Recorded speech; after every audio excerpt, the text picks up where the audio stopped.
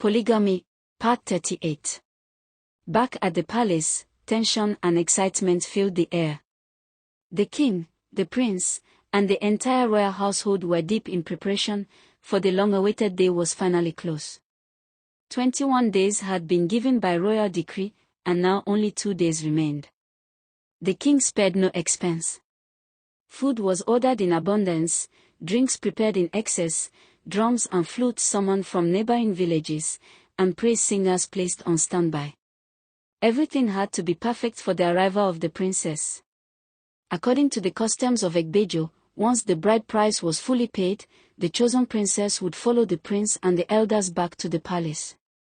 There, the king and selected members of the royal household would officially receive her into the royal family. As the palace prepared, so too did Felicia and Zita.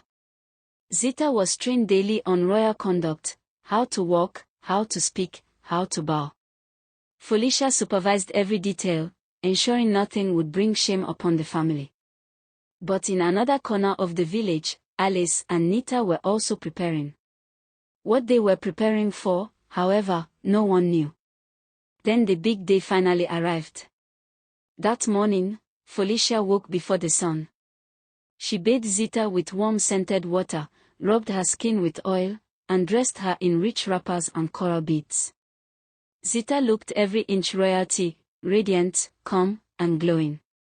Soon after, the prince and selected elders left the palace, walking in a dignified procession toward Chief Odam's compound. Drums echoed softly, and villagers peeped from their huts, whispering prayers and gossip alike. The weather was gentle. The sky was clear. It felt as though even the gods had approved of the day. When they arrived at Chief Odam's compound, everyone took their seats, and the marriage rites began. Chief Odam rose and brought forward a cup of palm wine. According to tradition, the bride was to present it to the groom as a symbol of unity, acceptance, and the sealing of their bond. Zita collected the cup. She danced gently, swinging her waist gracefully as she moved toward the prince, smiles and ululations filling the air.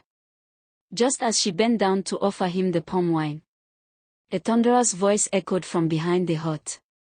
"Never. This abomination will never happen while I am still alive.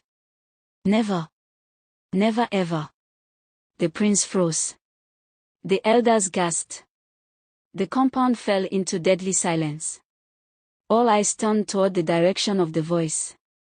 Standing there was a woman no one expected to ever see again. Alice. The banished Alice. Nita's mother. Murmurs erupted instantly. How is this possible? Has she been here all this while? Was she hiding in Chief Odam's compound? Alice walked forward boldly, her steps firm, her eyes burning. She reached Zita, snatched the cup of palm wine, and smashed it onto the ground. Gasps filled the air. "Abomination," the elders shouted in unison. "This is a bad sign. It has never been heard in Egbejo that a woman interrupts the marriage of a crown prince."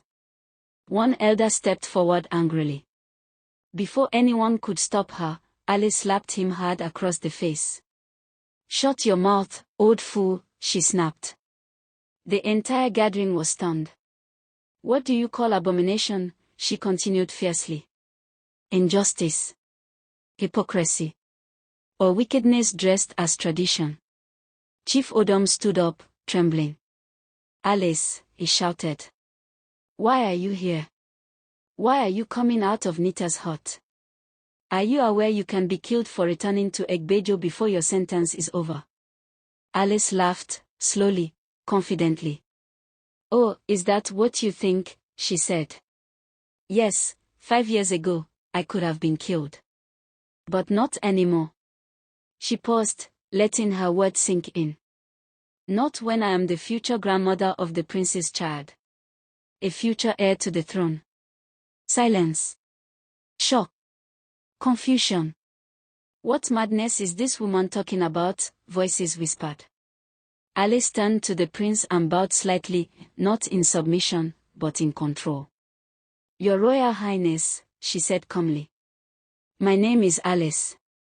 I am Nita's biological mother, the same Nita who was disqualified and replaced by this lowlife. She pointed at Sita. Gast echoed again. But that story, Alice added coldly, is for another day. She straightened her back. The bottom line is this. The Prince of Egbejo will not be foolish enough to impregnate one sister and abandon her to marry the other. The air froze.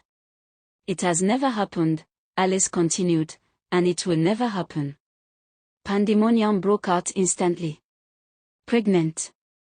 Who is pregnant? How? When? By whom? Voices overlapped. Elders stood in confusion. Zita dropped to her knees in shock. The prince staggered backward, pale and speechless. And in the midst of the chaos, Alice stood firm, unshaken. The truth had been thrown into the open. And Egbejo would never be the same again. To be continued.